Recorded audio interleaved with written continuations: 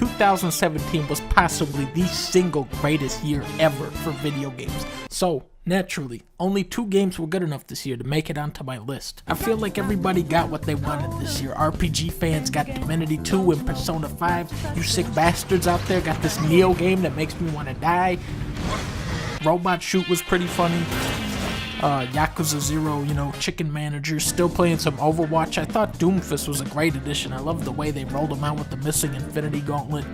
PUBG was a game that was released. Resident Evil 7 revived the original style of the franchise, but without the terrible controls. Then you had Edith Finch, which was basically a video game adaptation of Gone Home. Samus Returns was really fun. And Ukulele, which raised $2 million, got its ass kicked by Hat in Time, which raised $300,000. Okay, big boy time. In life, you have 2 choices. You either play Shovel Knight or die. Specter of Torment is another free expansion for the Kickstarter that keeps on giving. It tells the tragic story of how Tony Hawk Pro Skater became the Grim Reaper. It might look like Shovel Knight, but it ingrains rail grinding, air dashing, and wall running so beautifully that it feels like a new game. If DLC was always this good, EA would be my favorite company. Furi is a game where every boss fight feels like the final boss. They taunt you, they demand you get back in your prison cell, they pound you into a pulp, and even make you doubt the righteousness of your own quest towards freedom. But the soundtrack, man, it keeps egging you on to whoop some ass.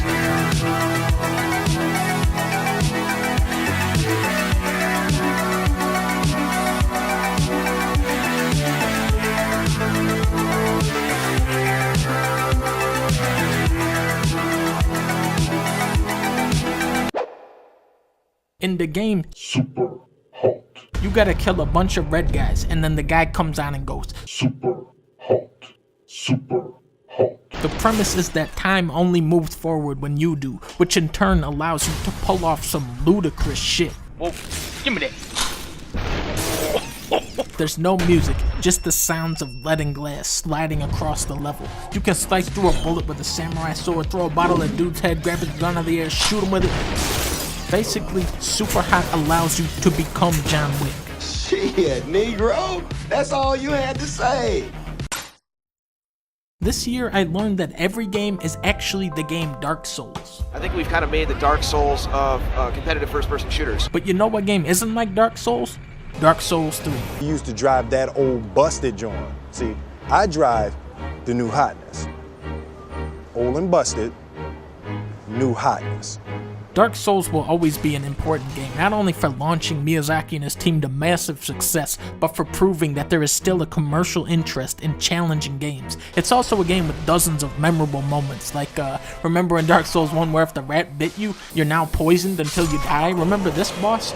Remember how if you run past the enemy straight to the boss fight, they keep chasing you even after you beat them and I can't see shit because the camera's more interested in this stupid ass tree? Thank you, Dark Souls. Remember how this guy's leg has a hitbox? Remember this guy who puts a debuff on you so you can't roll? Remember how if you get too close to the Hydra you fall in the lake and die? Remember Snake Fortress? Remember Blighttown? Remember Snake Fortress?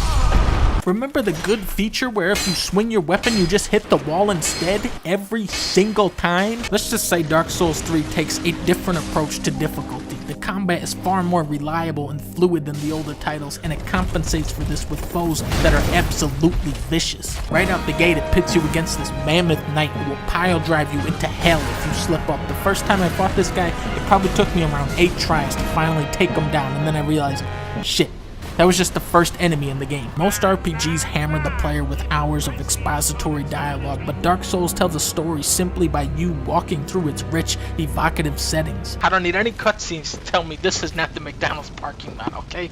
This is clearly the Burger King parking lot. If Dark Souls 1 scared you off from the series, come back and give this one a shot. It can be tough, but it's fair, most of the time. Old busted hotness.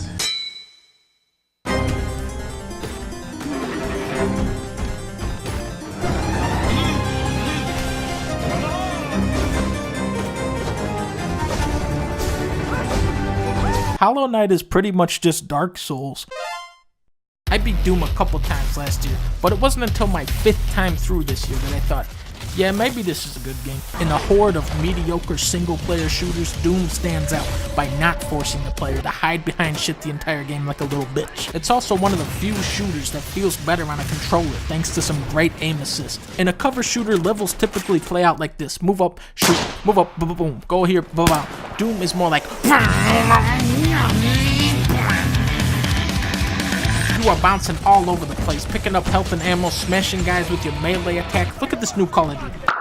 You probably didn't see it, but I just killed the guy right there. Now look at Doom. Now that's how you do it.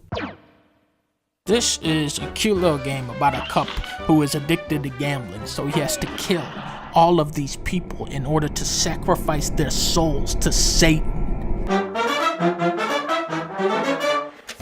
The irony of Cuphead is that it's the easiest run and gun I've ever played, and it's still a motherfucker. Even after fighting them multiple times in a row, the bosses in this game remain ruthless and unpredictable. You'll get your ass whooped by a carrot, you'll get your ass whooped by a potato. Fuck you, you shit dragon piece of shit! Yep, that's the one.